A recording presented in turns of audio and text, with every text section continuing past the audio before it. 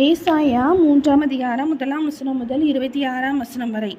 இதோ சேனைகளின் கர்த்தராகிய ஆண்டவர் எருசலேமிலிருந்தும் யூதாவிலிருந்தும் சகலவிதமான ஆதரவுகளாகிய அப்பம் என்கிற எல்லா ஆதரவையும், தண்ணீர் என்கிற எல்லா ஆதரவையும், பராக்கிரமசாலியையும், யுத்த வீரனையும், நியாயாதிபதியையும், தீர்க்கதரிசியையும், சாஸ்திரியையும், மூப்பனையும், 50 பேருக்கு அதிபதியையும், கனம் பொருந்தினவனையும், ஆலோசனைக்காரனையும், தொழில்களில் சாமர்த்தியம் உள்ளவனையும், சாதுரியனையும் விலக்குவார். வாலிபரை அவர்களுக்கு அதிபதிகளாக தருவேன் என்கிறார். பிள்ளைகள் அவர்களை ஆளுவார்கள். ஜனங்கள் ஒடுக்கப்படுவார்கள். ஒருவருக்கொருவரும் அயலானுக்கு அயலானும் விரோதமாய் இருப்பார்கள். வாலிபன் முதிர் வயதுள்ளவனுக்கும் கீழ்மகன் மேன்மகனுக்கும் இடும்பு செய்வான்.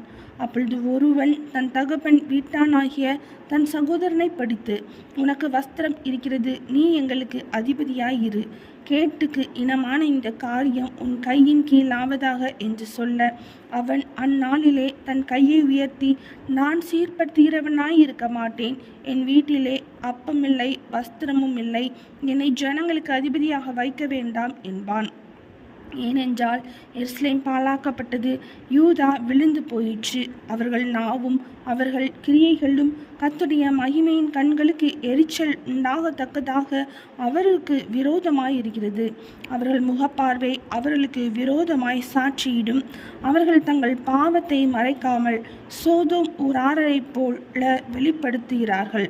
அவர்கள் ஆத்துமாவுக்கு ஐயோ, தங்களுக்கே தீமையை வருவித்துக் கொள்கிறார்கள். உங்களுக்கு நன்மை உண்டாகும் என்று நீதிமான்களுக்கு சொல்லுங்கள், அவர்கள் தங்கள் கிரியைகளின் பலனை அனுபவிப்பார்கள். துன்மார்க்கனுக்கு ஐயோ, அவனுக்கு கேடு உண்டாகும், அவன் கைகளின் பலன் அவனுக்கு கிடைக்கும். பிள்ளைகள் என் ஜனங்களை ஒடுக்குகிறவர்களாயிருக்கிறார்கள், ஸ்திரீகள் அவர்களை ஆளுகிறார்கள்.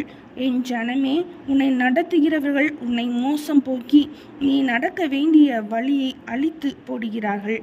கர்த்தர் வழக்காட எழுந்திருந்து ஜனங்களை நியாயந்தீர்க்க நிற்கிறார். கர்த்தர் தமது ஜனத்தின் மூப்பரையும் அதின் பிரபுக்களையும் நியாயம் விசாரிப்பார். நீங்களே இந்த திராட்சை தோட்டத்தை பட்சித்து போட்டீர்கள், சிறுமையான மட்டத்தில் கொள்ளையிட்ட பொருள் உங்கள் வீடுகளில் இருக்கிறது.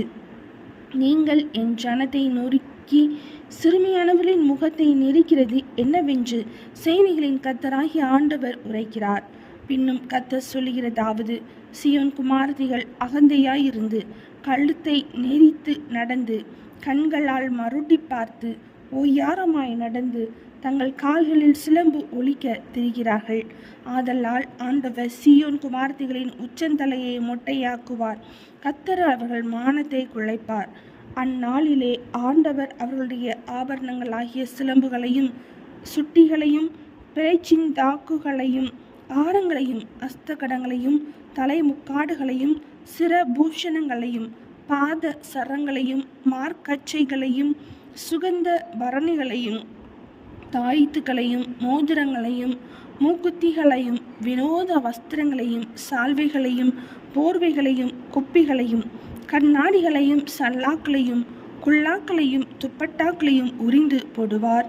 அப்பொழுது சுகந்தத்துக்கு பதிலாக துர்க்கந்தமும், கச்சைக்கு பதிலாக கயிறும், மயிர் சுருளுக்கு பதிலாக மொட்டையும், ஆடம்பரமான வஸ்திரங்களுக்கு பதிலாக இரட்டு கச்சும், அழகுக்கு பதிலாக கருகி போகுதலும் இருக்கும். உன் புருஷர் கட்கத்தினாலும் உன் பலசாலிகள் யுத்தத்திலும் விழுவார்கள். அவர்களுடைய வாசல்கள் துக்கித்து புலம்பும். அவள் வெறுமையாக்கப்பட்டு தரையிலே உட்காருவாள் என்கிறார். ஏசாயா 3ஆம் அதிகாரம் முடிந்தது.